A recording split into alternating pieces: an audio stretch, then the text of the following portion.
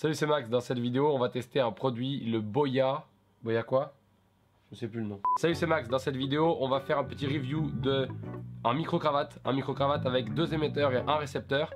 Donc c'est un peu le haut de gamme, enfin du moins le haut de gamme, le must, puisque normalement c'est juste un émetteur, un récepteur. Dans ce cas-là, j'ai choisi ça. Pourquoi? Parce que tu peux faire une interview par exemple et avoir un micro sur la personne que tu interviews et sur la personne qui interview.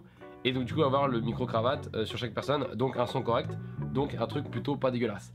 Maintenant, est-ce que les Boya BYWM8 sont de bonne qualité? On va voir tout de suite. Pour commencer, petit point sur Boya, j'ai déjà eu des articles de la marque Boya. D'ailleurs, je recommande un micro qui est un micro cravate, mais que tu branches par exemple à ton téléphone ou ta GoPro. Moi j'ai l'adaptateur pour la GoPro. Et donc du coup ce micro est très bien. Donc ça c'est plutôt cool pour ce qui est de ce petit micro que je te mets en description aussi. Pour celui-ci, je suis moins sûr. D'après mes tests, c'est pas la folie. C'est pas la folie pour plusieurs raisons. On va voir quelques raisons pour lesquelles je suis pas fan. Autant te le dire tout de suite, je suis pas forcément fan. Juste avant de te dire pourquoi je les aime pas trop et malgré tout s'il y a des points positifs, je vais juste te présenter un peu le produit pour que tu vois un peu les beaux plans et que tu vois un petit peu à quoi ça ressemble de près. Donc ce kit de micro, il arrive dans une boîte rigide, ça c'est plutôt sympa. Dedans tu as un émetteur, un autre émetteur et un très gros récepteur qui a 2 antennes, donc pour recevoir le signal de l'émetteur A et le signal de l'émetteur B. Donc c'est du plastique, c'est pas extrêmement beau dans la construction, du coup c'est aussi pour ça que c'est pas cher. Tu peux voir sur les émetteurs que tu as un bouton pour les allumer et pour faire mute, donc pour l'allumer t'appuies et pour faire mute t'appuies aussi. Ensuite tu as l'entrée du micro, ensuite une entrée ligne et après tu as une antenne. Bien sûr, tu as un clip ceinture sur les deux et derrière tu as un pas de vis si tu veux le monter sur un truc. Mais bon, comme c'est l'émetteur, la plupart du temps il est dans ta poche ou accroché à une ceinture, donc on s'en fout un petit peu. Et donc sur le côté, tu as le caisson pour mettre les piles. Donc là encore, c'est du plastique, c'est pas extraordinaire. Et donc tout simplement, tu pinces et tu tires et tu mets tes 2 piles dedans. C'est des piles tout ce qu'il y a de plus standard, AA 1,5 volts. Et la consommation de piles est plutôt moyennement raisonnable. C'est-à-dire que ça consomme beaucoup. Selon moi, c'est beaucoup trop. Pour ce qui est du très gros récepteur, là c'est la même chose mais en beaucoup plus gros. Autant te dire qu'à mettre sur ta caméra c'est pas le plus agréable. Du coup sur le récepteur on retrouve à peu près la même chose. Un écran, des boutons pour faire le réglage, 2 antennes parce qu'il faut recevoir les 2 flux, des petits LED bleus en dessous de chaque antenne pour voir quelle unité est connectée. Donc si on est sur l'unité A ou l'unité B. Tu as aussi un LED en façade qui te montre si tu es allumé ou pas allumé, donc le power. En termes de connectique, donc tu as la sortie avec le petit câble verrouillable pour aller vers ton appareil, donc pour enregistrer, le jack 3.5. Et tu as une prise casque, si tu ne peux pas monitorer à partir de ton appareil, tu peux monitorer en branchant ton casque directement sur le récepteur. Sur le récepteur, le système d'allumage c'est pas le même, c'est un bouton on-off qui est là aussi en plastique et honnêtement qui est pas terrible. Et juste en dessous tu as le truc pour mettre les piles, donc là c'est le même système, tu déclipses, tu mets les piles, c'est des piles de la même taille, toujours des rares. Et pour finir derrière, tu as un pas de vis et donc là tu peux visser le petit adaptateur qui est censé aller sur ton appareil, mais c'est pas pratique, ça ne tient pas, tu peux jamais le visser droit. Et il n'y a pas assez d'espace pour pouvoir le visser correctement une fois sur l'appareil. J'ai galéré, c'est un enfer, j'ai détesté le truc. Donc je le dis parce que ça m'a énervé, j'étais énervé. Maintenant que tu as vu un peu plus à quoi ressemblait le produit, je vais te donner mon impression quand je l'ai reçu. J'étais impressionné par la caisse, je me suis dit waouh c'est vachement bien une petite caisse et tout, c'est sérieux. D'habitude tu reçois ça dans du carton ou des trucs comme ça. Et après j'étais déçu en fait. Parce que bon, que ce soit plastique, je m'y attendais parce que pour 300 € c'est vraiment pas cher. Mais je m'attendais à ce que en termes de qualité de son qu'on va tester un peu plus tard, ce soit au moins comme le micro qu'ils vendent pour le pas cher, le 20 € que tu mets sur ta GoPro, etc. Je m'attendais à ce que le micro en lui-même soit au moins qualitatif. Je pense que les transmetteurs sont pas parfaits non plus. En gros, rien n'est parfait. Ça va pour faire la blague si tu as vraiment besoin de ça et que tu n'as que 300 €. Mais je pense qu'il y a des trucs qui pourraient être améliorés, du style le menu. Qu'est-ce que c'est ce délire ?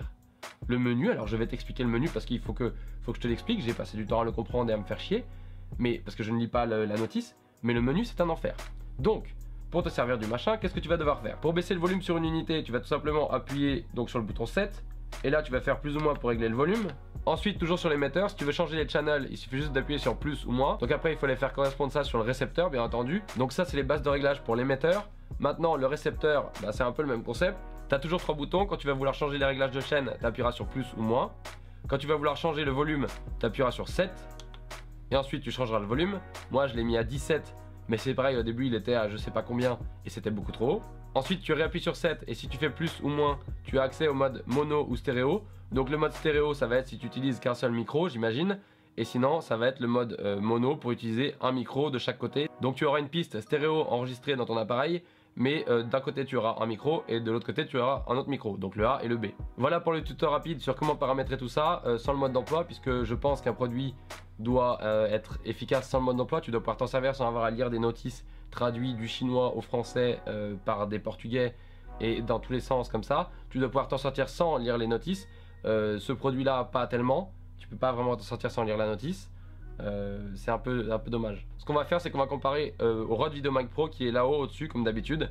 Et j'ai un micro depuis le début de cette vidéo qui est là, donc j'enregistre sur les deux pistes. Donc pour faire cette petite comparaison avec le Rode VideoMic Pro et le micro cravate donc de Boya, de l'unité qu'on teste aujourd'hui, je vais faire un truc très simple, je vais parler et tu vas voir à l'écran les textes qui vont changer. Donc tu verras si on est sur le Boya ou pas, sachant qu'il n'y a aucun traitement audio et qu'il n'y a pas de modification, que j'ai fait les réglages au mieux avec mes tests.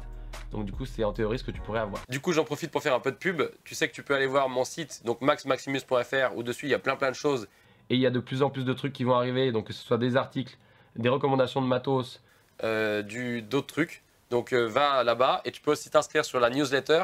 Donc il y a un petit article et une petite case pour t'inscrire sur la newsletter. Et donc tu recevras une newsletter par mois, donc un mail dans ta boîte mail. Je sais c'est archaïque mais c'est une boîte mail. Autant s'en servir. Après ce petit test, tu peux voir le résultat. Moi j'ai déjà écouté le résultat et je suis pas satisfait, enfin je suis pas convaincu par ce micro. Je trouve que le micro est pas de super bonne qualité. Alors s'il y a des gens qui ont ce micro et qui ont réussi à avoir des meilleurs résultats, donnez vos astuces. Sinon je pense que c'est pas un micro qui est extraordinaire comparé à d'autres choses. Je pense par exemple au Rode Video Link qui est quand même vachement mieux, qui n'est toujours pas le truc extraordinaire de professionnel à moitié prix. Hein, mais c'est quand même le niveau du dessus.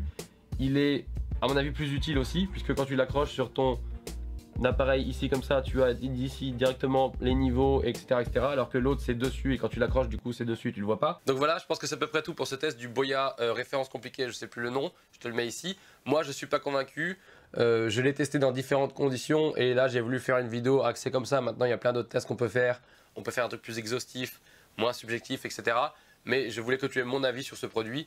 Et maintenant, du coup, c'est à toi de faire ton choix. Si ça t'intéresse, ça t'intéresse pas, je te mets le lien dans la description si tu veux l'acheter. Si tu veux pas l'acheter, que tu veux un autre, je vais tester un autre micro un de ces jours. C'est le Saramonic, même concept, deux récepteurs, deux émetteurs à un récepteur.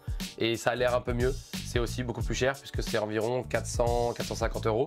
Mais c'est du métal déjà et ça a l'air un peu plus sérieux. Je te mets des liens aussi d'autres gens qui ont testé ce micro là par rapport au Rode.